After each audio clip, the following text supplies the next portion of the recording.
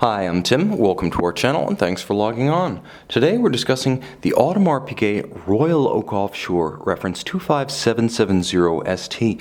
You can see this first generation 1997 special series Royal Oak Offshore and buy it on our website. Subscribe to our YouTube channel if you enjoy these videos, and please click on the card in the upper right hand corner of the screen at any time during this video to see our full sales listing for this watch with additional accessories included in the sale, high resolution images for your desktop, and naturally complete pricing details for this haute de gamme sports watch. Now, the watch on my wrist is something of a modern legend from Les Brassus.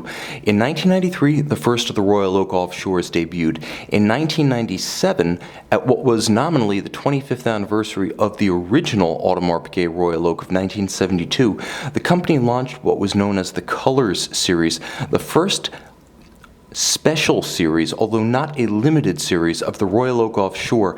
They were distinctive turquoise, violet, lime green, orange, red, and this model, perhaps the most memorable of the lot, in bright signal yellow. Now, the watch featured the first generation lugs, the first generation dial, the first generation strap, and the first generation movement. They've passed into the realm of legend to the point that in the 2016 and 17 model years, AP has released a series of watches dubbed Funky Colors that pay homage to this very watch. So from a 25th anniversary birthday present to the original Royal Oak to a star and subject of an anniversary in its own right, this watch is a timepiece collected by offshore enthusiasts, respected by AP collectors of all stripes, and very, very rarely seen on wrists anywhere. Now, uncommon though it is, it wears well, possibly better than any offshore of the full-size 42 or 44 millimeter descriptions, and you can see that's because of the Generation 1 hinge lug. Now, the watch is still 42 millimeters across the round of the case. That's from 9 to 3 o'clock, not inclusive of crown guards, or chronograph pushers.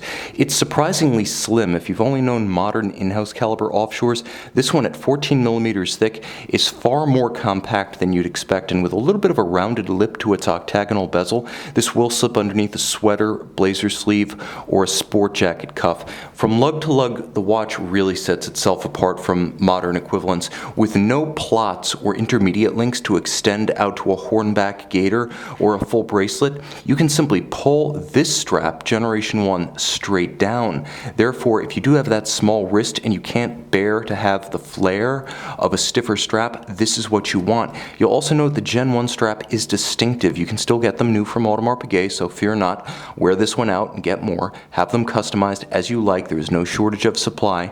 It features a natural calfskin grain with a monotone stitch, beautiful folded edges, and a taper that matches the arc of the lug junction. There's a strong bolstering down the center to give it body and substance, supple calfskin on the underside, and a rugged and substantial, if old school, Audemars Piguet steel folding buckle to keep it all secure when donning or removing at bedside. Note the use of lug screws rather than spring bars for the junction. That is the way it should be done. Sadly, even in the year 2017, not every haute de gamme sports watch weighing a quarter pound on the wrist has this security of junction with its strap. Tougher than a spring bar, it was the right way then, it's the right way now. Now, of course, with metallurgy and hand finish of metal, you're getting what you pay for with any Royal Oak, offshore or original. You can see the satin finish on the tops of the lugs, the flanks of the case, as well as the hairline polished bevel that rides the flank of the lug, disappears into the case band, and reappears exiting on the opposite side.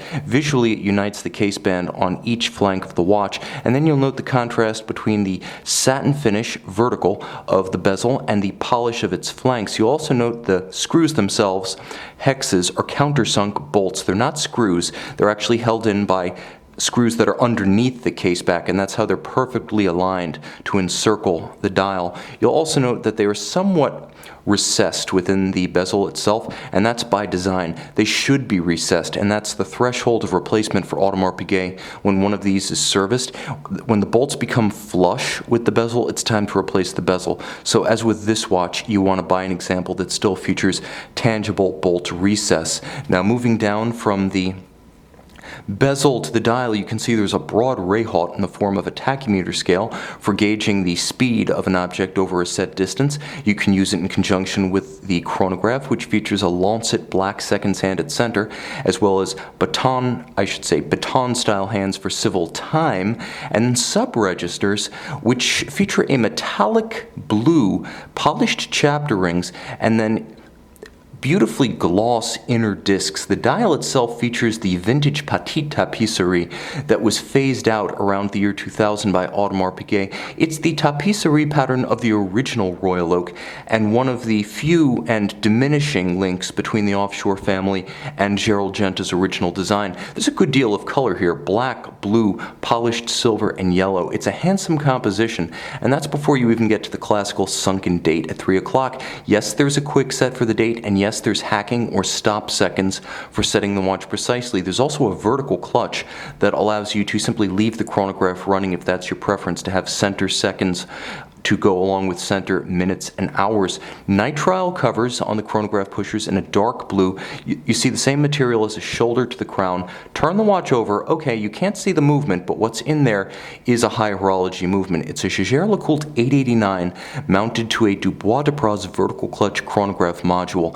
The 889 is ultra-thin, smooth bidirectional winding, a true high horology movement that's so slim it allowed AP to add an extra inner anti-magnetic shield of soft iron, a feature that was later lost with the AP in-house caliber Royal Oak Offshore, simply because that movement was too thick to accommodate the inner anti-magnetic shell.